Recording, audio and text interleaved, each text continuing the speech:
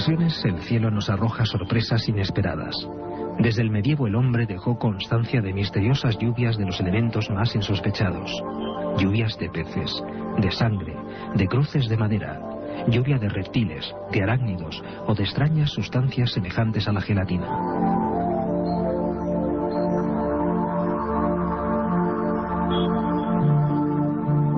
Desde el siglo XX, la ciencia ha tomado el relevo a la superstición, que calificaba estos hechos como anuncio de maldiciones y desgracias. Los investigadores, casi en secreto, siguen recogiendo pruebas. La última y más espectacular, el pasado 5 de enero en Puerto Rico.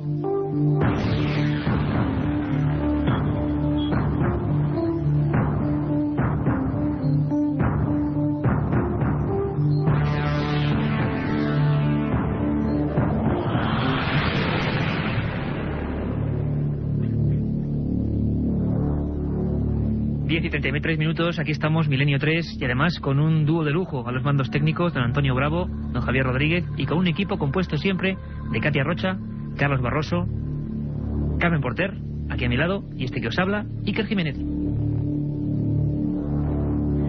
Lo habéis escuchado en la voz de nuestro compañero Carlos. A veces el cielo nos da sorpresas. Esas sorpresas a veces no se cuentan habitualmente. Por ejemplo, menudo regalo de Reyes para una familia de Puerto Rico. Aquí en España no se ha contado absolutamente nada. Una humilde familia en una residencia que ve cómo algo cae del cielo y prácticamente los mata. Algo además que no se parecía a un meteoro, con una serie de sustancias misteriosas, y algo, como decíamos, que los medios de comunicación han apartado, no han comentado. Nosotros, Milenio 3, sabéis que nos ocupamos precisamente de esas noticias, las que parece que no tienen tanta solvencia en los medios habituales.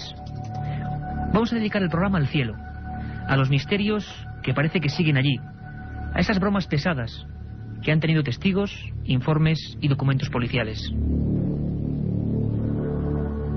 Y en un segundo vamos a hablar con la gente que hace tan solo una semana capturaba esa misteriosa bomba del cielo. La otra realidad. Fenómenos extraños. Misterios sin resolver. Milenio 3. En la SER. Y nos encontramos ya en conexión con Puerto Rico, con San Juan de Puerto Rico. Allí nos espera Genaro Torres, que es director de la Oficina de Manejo de Emergencias Ambientales y que fue una de las primeras personas que acudió al lugar donde ocurrieron estos misteriosos sucesos. Don Genaro Torres, buenas noches y bienvenido a Milenio 3. Muchísimas gracias. ¿Qué ha ocurrido, don Genaro? Parece ser que un gran objeto ha caído dentro de una finca en Puerto Rico y ha causado ciertos problemas, ¿no? Era un objeto parecido a una masa, como una roca caliente. Tenía como unos destellos azules, emitía destellos azules. Y tenía entonces en una de las partes, en una de las esquinas tenía como una sustancia gelatinosa. Nosotros hicimos un muestreo de sonido, utilizamos unos equipos electrónicos para detectar compuestos orgánicos volátiles y medir niveles de radiación y no detectamos absolutamente nada. ¿No daba radiación aquel objeto? No. Y esto, don Genaro, cayó, para que en España toda la audiencia de la cadena SER se haga una idea, cayó dentro de una finca particular, incluso generó algún estropicio, ¿no? No, en una residencia, en la parte de frente, en la parte delante de alguna residencia. Ajá. Y la gente, imagino, según nos ha llegado a nosotros la noticia, quizá haya términos que no se adecúen, parece que incluso los dos testigos principales o la familia a la que pertenece esa zona tuvieron problemas respiratorios porque aquello desprendía un fuerte olor a azufre, decían. Inicialmente, cuando yo entrevisté al dueño de la residencia, el señor Martín Rodríguez, me indicó que él percibió un fuerte olor a azufre, acompañado por la ausencia de aire. Posteriormente ellos revisaron el interior de la residencia para cotejar si había ocurrido algún cortocircuito y no encontraron nada normal. Sabemos que es poco tiempo el que ha transcurrido, pero ¿se tiene alguna hipótesis? ¿Creen ustedes que puede ser algo concreto? ¿A qué se puede deber esta caída de esta especie de masa? Pues la verdad que no sabemos. Nosotros hemos consultado con un sinnúmero de agencias federales y le hemos explicado la situación y entonces estamos en espera de que ellos nos contesten. Nosotros, por nuestra parte, recolectamos muestras de la sustancia y muestras del terreno donde impactó esa sustancia y la enviamos a un laboratorio, al laboratorio ambiental nuestro. Don Genaro, ¿qué tamaño tendría esta lo que sea, este objeto? Tenía aproximadamente 2 pies, como 2 pies por 2 pies. Ajá. O sea, un objeto relativamente... El tamaño de una bola de baloncesto, más o menos. Ajá, como una bola de baloncesto. ¿Y qué pensaba la gente, las personas que estaban allí? ¿No le daban explicación? ¿Estaban nerviosos? ¿Qué les decían ustedes? Sí, inicialmente estaban nerviosos porque realmente pues ese fuerte olor a azufre, después los destellos azules, la ausencia de aire, ese tipo de cosas, pues una palma adyacente que se habían quemado las hojas, la grama de vegetación quemada. Claro, ellos pensaron pues que era un objeto extraño que había caído del cielo y estaban sumamente preocupados porque incluso cuando ocurrió eso ellos se acercaron a un objeto sin saber qué era. Y en esos casos así, cuando hay una sustancia, un objeto desconocido, pues claro, no se debe acercar. Debe ser tomar precauciones y notificar a las entidades pertinentes. Y ahora mismo, don Genaro Torres, director de la Oficina de Manejo de Emergencias Ambientales en San Juan de Puerto Rico, ¿este objeto dónde está? ¿Se ha trasladado a algún lugar o se ha fraccionado o se han cogido muestras? ¿Dónde está exactamente? El objeto se encuentra aún en el mismo lugar donde impactó. Nosotros aislamos, se le colocó unas barreras alrededor para evitar el acceso de personas que no tienen nada que ver con el objeto. Y entonces estamos en espera, como indiqué, de recibirle resultados para entonces determinar qué es lo que se va a hacer finalmente. Don Genaro, pues muchísimas gracias. Esperemos que pronto haya una solución. De vez en cuando el cielo nos arroja estas sorpresas y le agradecemos muchísimo haber estado con todos nuestros amigos españoles allí desde San Juan de Puerto Rico. Un abrazo muy fuerte. Muchísimas gracias. Milenio 3. Periodismo de lo desconocido. En la SER. Primer día, llegada al hotel y alojamiento. Segundo día, ruinas de Petra y pistas de Nazca. Tercero, Sábana Santa de Turín, pirámides de Egipto. Ninguna agencia te ofrece un viaje como este, lleno de misterio y aventuras. Solo Iker Jiménez te lleva a las fronteras de lo imposible. Un viaje de 150.000 kilómetros que recorre el lado más enigmático y sorprendente de la historia. Fronteras de lo imposible, de Iker Jiménez, publicado por Editorial Edad. Milenio 3. Con Iker Jiménez. En la cadena SER. La noticia estaba en el otro lado del mundo y ahí estaba el micrófono de la cadena SER con el trabajo de producción de este equipo. 5 de enero, algo cae del cielo. A lo largo de este siglo, y del pasado, por supuesto, han ocurrido hechos parecidos y a veces sí, luego lo comprobaremos, se tomaba constancia de ellos, incluso a nivel oficial. En España, y seguro que muchos lo recordáis, hace unos 2 años, cuando empezábamos el 2000, pues nos vimos asolados por una extraña lluvia de fragmentos de hielo. A día de hoy todavía no hay una solución concreta para ese fenómeno. Pasa como con muchas cosas, ¿verdad? No nos acordamos ya, pero ocurrió y pasó.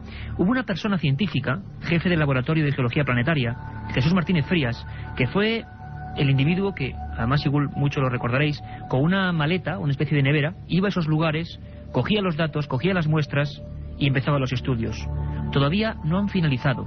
Esto es lo que nos recordaba Jesús Martínez Frías sobre aquel misterioso fenómeno. Bueno, en España el principal problema que tuvimos fue que hubo muchísimos fraudes y muchas bromas que desde luego pues desnaturalizaron el fenómeno en sí. Pero bueno, claro, si hay fraudes pues hasta con el Antrax, ¿cómo no lo iba a haber con esto, no? Pero eso no quita para que existieran casos reales como los que nosotros verificamos. De hecho, no es que los hayamos verificado en un informe oficial ni institucional, sino que ya forman parte de la literatura científica en las revistas más prestigiosas. Es decir, que nosotros seguimos trabajando en este tema y efectivamente en España se produjeron algunos casos. Nosotros fuimos muy rigurosos y verificamos solamente 6, descartamos aquellos que no tenían todas las garantías. Y el mayor en aquel momento fue uno que cayó quiero recordar, en Chilches, en la zona de Castellón, de aproximadamente 4 kilos. Pero posteriormente nosotros hemos verificado otros. Hasta el momento el mayor verificado caído en España es uno que ha caído precisamente, ya el año pasado, en enero de 2002, en Soria, de más de 16 kilos.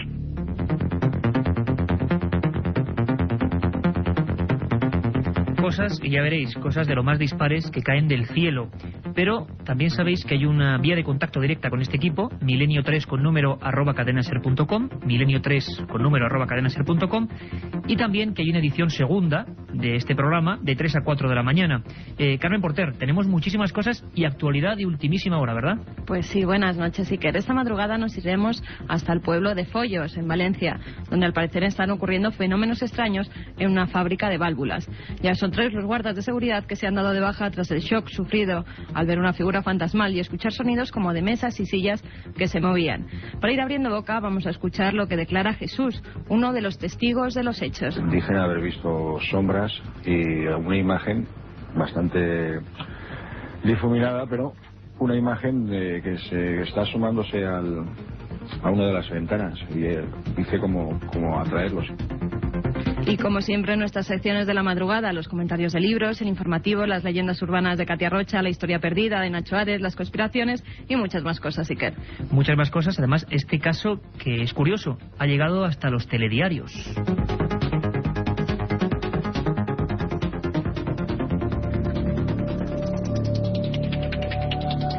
Seguro que muchos habéis hecho memoria, objetos que caen del cielo, aquellos aerohielitos que ya no tienen nombre científico real y que siguen siendo un auténtico enigma. Pero yo he querido poner a trabajar a todo nuestro equipo de corresponsales y colaboradores desde España. Tengo que decir, y esto es muy importante, que cada uno de vosotros que escuchéis este programa podéis ser colaboradores del equipo, podéis informarnos, podéis ejercer de corresponsales. Eso lo ha hecho, por ejemplo, Rubén Martín, un buen amigo que ha pasado la frontera de ser solamente oyente a colaborar, y lo hizo mandándonos toda la información de Valencia, que repetimos, esta madrugada de 3 a 4, en la segunda edición, vamos a tocar a fondo. Y hemos intentado que mucha gente colabore también en saber qué es lo más raro que ha quedado del cielo en diversas partes de España, por lo menos en los últimos 15 años. Antes sería importante recordar, al menos a nivel mundial, cuáles han sido los casos más casi imposibles, podríamos decir. Hubo un personaje que se llamaba Charles Fort, muy célebre, hizo un libro llamado El libro de los condenados, y allí recogía infinidad de pequeñas noticias de los periódicos de provincia, sobre todo en Inglaterra y en Estados Unidos, que hablaban de casos como el de Puerto Rico, extraños objetos, sustancias no identificadas, y a veces incluso desde el medievo noticias de lluvias de sangre, de lluvias de animales, de peces, por ejemplo, en Galicia hace no mucho tiempo. Carmen, haciendo un análisis, ¿cuál sería, digamos, el ranking de las lluvias registradas, al menos por prensa y por policía, en el pasado siglo, desde el 19 hasta estos días? Pues comenzaremos por Londres, donde el 5 de mayo de 1848 una lluvia de agua y peces, que se correspondían además a una especie de agua dulce que solo se encontraba en Galilea. Tú imagínate, a miles de kilómetros de Londres. El 14 de febrero de 1870 cayó en Génova, Italia, una sustancia amarilla que cubrió las calles. Según se estimó, la cantidad de esta materia era de aproximadamente 100.000 toneladas. En agosto de 1894, miles de medusas cayeron sobre la ciudad de Bath, en Inglaterra. En el mismo momento, no lejos de ahí, en Wigan, cayó en una lluvia de pequeñas ranas. El 21 de julio de 1920, en Oregón, llovieron fragmentos de algo parecido a la porcelana. El 12 de mayo de 1930, en Queensland, en Australia, hubo una lluvia de cangrejos. Muchos animales. Sí. También en enero de 1952, en varias zonas de Burma, en la India, llovió arroz. 2 años más tarde, en 1954, en California, cayeron trozos candentes de hierro fundido. Y así un sinfín de, incluso, carne, sangre, telas de araña. Sí, en Brasil, por ejemplo, carne y sangre. El 27 de agosto de 1968. También de telas de araña, como habían dicho, de flores, de granos de maíz, de sapos e incluso de monedas antiguas en algunas ciudades. Todo esto registrado perfectamente. Y bueno, hay una teoría, que es la de que el aire en algunas tolvaderas consigue elevar, por ejemplo, del mar algunas sustancias y arrojarlas. Pero hay veces que lo que cae del cielo es completamente distinto, completamente enigmático. Hay un caso sensacional. Ocurrió no hace mucho y estoy seguro que nunca habéis oído hablar de él. 7 de julio del 97, muy cerquita de Finisterre, esa Galicia mágica y auténtica que, por desgracia, últimamente es noticia por otras cosas menos amables. Cayó algo inexplicable del cielo y fue testigo todo un buque de procedencia maltesa. Nos lo cuenta nuestro corresponsal allí, Miguel Pedrero. Una tarde, a pleno día, con visibilidad perfecta, mar en calma, pues como bien tú decías, un buque, el Marieta 2, que hacía la ruta Casablanca, Marruecos, a la ciudad de Lorient, en Francia, pues 2 tripulantes de ese buque, un oficial y un marinero, pues de pronto llegan muy asustados, muy excitados, junto al capitán, y le comentan que acaban de ver algo que no tiene explicación, y que ellos dicen que bueno, que lo que han visto es un hombre que caía del cielo, con las piernas y los brazos abiertos, que iba enfundado en un traje verde perfectamente ajustado a su cuerpo y que en la cabeza llevaba una especie de casco o escafandra, ¿no? Este ser pues cae al mar y bueno, y según parece pues se hunde en las aguas, ¿no? Repito, hay que tener en cuenta que estamos hablando de que esto sucedía a pleno día, con una visibilidad perfecta y con el mar en calma, ¿no? Y que además este suceso ocurría a unos 60 metros de la posición de estos dos tripulantes del barco. Bueno, entonces acto seguido el capitán decide echar anclas y bueno, y posicionarse, dejar el barco en esa posición para que los equipos de rescate puedan encontrar el cuerpo, ¿no? Porque ya no creían que hubiera un superviviente. Efectivamente hace una llamada, hace el capitán una llamada al Centro de Salvamento Marítimo de Finisterre y el Centro de Salvamento pues moviliza 2 helicópteros, el Pesca 1, el Helimer Galicia, una lancha, la lancha Salvamar Atlántico y el remolcador Ría de Vigo, que llegan a la zona y las primeras noticias que trascienden a la prensa es que no encuentran nada, ¿no? Ocurrió muy cerca de Finisterre, 7 de julio del año 97. Y muchas veces cuando los investigadores, periodistas, se acercan a husmear, a intentar conseguir información, se encuentran, como en este caso, con la consigna del silencio. Esto fue lo que pasó en el asunto del hombre verde, como se conoció en aquella época en los medios regionales gallegos. Quizá a nivel nacional no se ha hablado nunca de este asunto. Silencio, bocas selladas y orden de no hablar. Entonces decidimos, en primer lugar, pues visitar el Centro de Salvamento Marítimo, ¿no? Y aquí ya nos empiezan a llamar la atención pues una serie de actitudes, ¿no? Nosotros estamos acostumbrados pues a entrar en comandancias de la Guardia Civil, en cuartelillos, en escuadrones de vigilancia aérea, tanto aquí como en el país vecino, en Portugal. Y te puedo decir que en este lugar pues encontramos un mutismo y una falta de colaboración o un secretismo muy extraño, ¿no? Cuando estábamos hablando pues de un centro de salvamento que ni mucho menos es militar, ¿no? No nos quisieron dar ningún tipo de explicación, nos combinaron a que nos fuéramos allí, las personas, bueno, no nos dejaron entrar al lugar, ¿no? Y entonces decidimos esperar fuera que salieran algunos de los trabajadores, ¿no? Y pudimos ver desde fuera cómo se les indicaba a estas personas que no nos hicieran ningún tipo de declaraciones. Esto nos sorprendió, pero más sorprendente todavía fue las declaraciones que conseguimos de Miguel Díaz Piñeiro, que es el director o el presidente de la Cruz Roja del Mar de Finisterre, ¿no? Y cuando llegamos, una de las primeras cosas que nos espeta es que él piensa que algo se oculta tras esta historia, ¿no?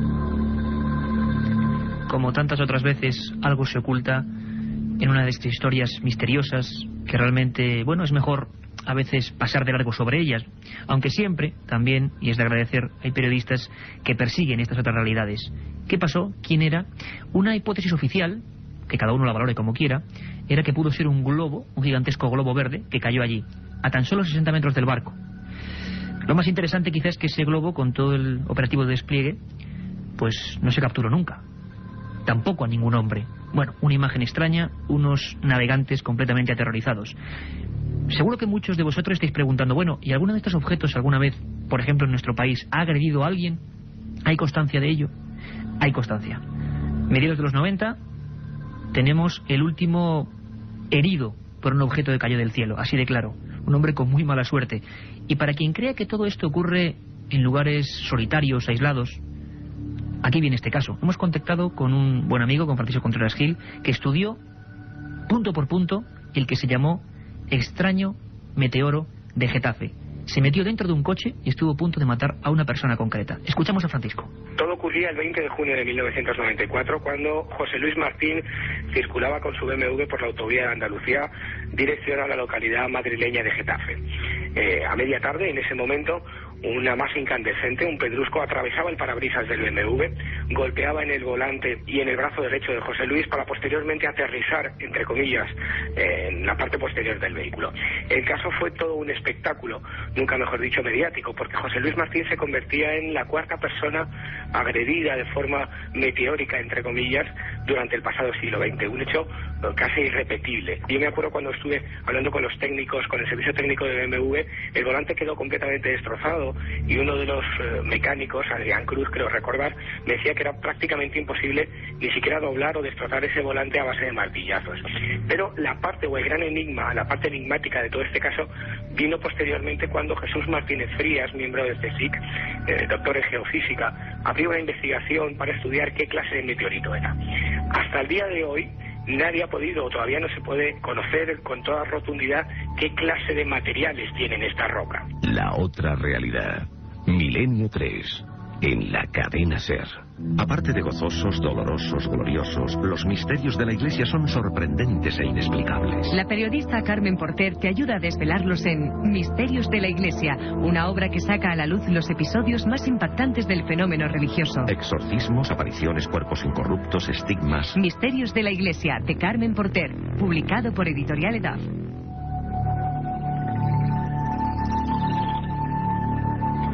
La roca de Getafe. Casi 10 años, 8 en concreto, y nadie sabe de qué está compuesta. Ha pasado por todo tipo de universidades, en Canadá, en Francia, en la Universidad de Granada, y todavía los técnicos no se ponen de acuerdo. ¿Qué agredió a José Luis Martín? La verdad es que quizá pues tengan que pasar muchos años hasta poder averiguarlo.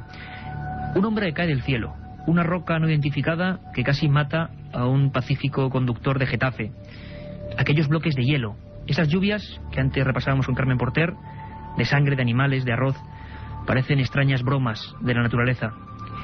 Pero si podemos elegir un caso que ya creo que colma toda la expectativa en cuanto a lo misterioso y a lo insólito, tendríamos que irnos sin duda alguna hasta Santander. En la provincia cántabra, muy cerquita, 35 kilómetros de la ciudad, hay una aldea con muy poquita gente que se llama Las Pilas. Septiembre del año 89. Y volvemos a repetir, estoy convencido de que esta historia no la ha conocido absolutamente nadie. Ahí tenemos un magnífico corresponsal, nuestro compañero Mariano Fernández Urresti. Yo creo, es mejor que os lo cuente él. Una siniestra broma, unos campesinos también muy humildes que fueron testigos de lo maquiavélico que puede ser el ser humano, o el culpable era el propio cielo. El escenario de los hechos fue el corral de la casa de unos ganaderos, cuyo cabeza de familia, vamos a llamarle tan solo Manuel porque quería mantener el anonimato. Tenía entonces 59 años, su esposa Rosario 56, y la otra testigo de los sucesos fue su nuera María, que tenía 27. Pues caía la tarde y aún, no obstante, hacía calor, estamos todavía en verano. La familia estaba por eso pues en la parte posterior de la casa, cerca de la entrada a las cuadras y no lejos del lugar donde almacenaban la hierba que servía de alimento al ganado. Y súbitamente hubo un viento que a los testigos les pareció extraño en ese instante. Después, una luz apareció y cayó sobre el patio de la casa y luego pareció extinguirse. Y a esa luz siguieron otras más, hasta sumar aproximadamente una media docena. Manuel temió que aquellas chispas incendiaran la hierba destinada a los animales y entonces se apresuró a apagarlas. Pero fue entonces cuando descubrió que no se trataba de nada conocido. En realidad, lo que parecía haber caído del cielo era algo parecido a unos muñecos, en cuyo interior había una luz que se extinguía por sí sola al cabo de unos segundos. Menuda descripción, ¿verdad? Unos muñecos de algo parecido al plástico, color blanquecino y dentro una luz. Como decimos en Milenio 3, esto es imposible, pero al parecer ocurre.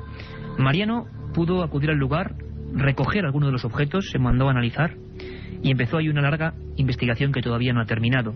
Yo mismo he podido ver las imágenes de esa especie de muñequito que en número aproximado a los 300 o 400 cayó en esa aldea de Las Pilas. Vamos a hacer un pequeño análisis describiendo punto por punto lo que aquellos asustados campesinos pudieron encontrarse aquel día de septiembre del 89. Cuando Manuel los cogió descubrió que al tacto, sin embargo, eran fríos.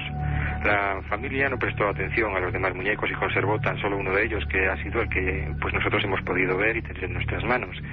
Es un objeto de forma antropomorfa, de unos 5 centímetros de altura por 3 centímetros de anchura, y se diría que es la parte superior de un muñeco, por decirlo de algún modo. Sería el tronco, para ser más precisos, porque carece de piernas, y no sabemos si es que nunca tuvo piernas o es que las perdió en la caída desde esa caída de ninguna parte. El color del objeto es similar al de un hueso. Los brazos parten del tronco en línea frontal y uno de ellos se había roto a la altura de lo que podríamos haber denominado el codo. Tiene manos, 5 regordetes dedos al final de las manos y con algo parecido a uñas. La cabeza, en cambio, es bien extraña, es más bien una meseta, una plataforma dura, más dura al tacto que el resto del muñeco, de 1,5 centímetros de diámetro aproximadamente. No hay ojos, ni tampoco orejas, ni una cara que contemplar. Y en el interior del muñeco pues nos encontramos una forma completamente hueca, no hay nada que explique el origen de la luz que emitía. Al tacto es más suave en la parte inferior que en la parte superior, que es más dura y rugosa. Y la familia nos confesó en su momento que las baterías de algunos electrodomésticos se descargaban cuando el muñeco estaba cerca. No se observó ningún otro fenómeno secundario al tacto con este, digamos, objeto o muñeco, llamémoslo así. Y la cuestión es, pues si estamos ante una broma, y si es una broma, ¿de quién? ¿Por qué en una casa en las afueras de un pequeño pueblo? En todo caso, si hubo un bromista, se tomó pues muchas precauciones. En primer lugar, hizo una serie de cosas dignas de mérito. Volar, por ejemplo, sobre una casa a más de 5 metros de altura sin que nadie le viera, sortear un tendido eléctrico que hay en las proximidades y hacerlo con la precisión de un acróbata. Generar un viento extraño, que no sabemos de dónde pudo venir, y además descargar una lluvia de objetos luminosos a los que previamente tuvo que haber construido. ¿Y todo esto para qué? Esa es la cuestión. ¿Y todo esto para qué? Evidentemente, Mariano, historiador de Torrelavega, Cantabria, tiene toda la razón. Sin ningún sentido ocurren cosas y a veces la realidad supera cualquier ficción. Ocurría a 35 kilómetros de Santander, septiembre del 89.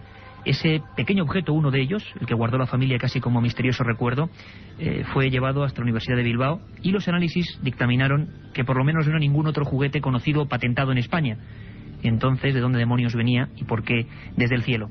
Hemos estado en Galicia, en Cantabria, en Madrid. Jesús Martínez Frías del CSIC nos hablaba de aquel objeto de 10 kilos de Soria. Bueno, a veces el cielo, ese misterio grande que está ahí arriba de nuestras cabezas, tiende ese tipo de bromas. Y a veces en Milenio 3 pensamos que nos vienen bien. La naturaleza, la realidad, nos hace estas bromas, parece ser, para reírse un poco de este ser humano absolutamente amedrentado, siempre metido en conflictos, y que quién sabe si con estas cosas algún día aprecie más la maravilla de la realidad, el misterio de cada cosa, los enigmas que se abren en cada lugar que pisemos y a cada lugar al que viajemos. El cielo como misterio y las cosas que quedan de él como extrañas bromas que, pese a quien pese, siguen sin tener una solución. Nos escuchamos dentro de 4 horas en esa segunda edición de Milenio 3. Os dejamos con Javier Manzano. La otra realidad. Milenio 3 en la cadena SER.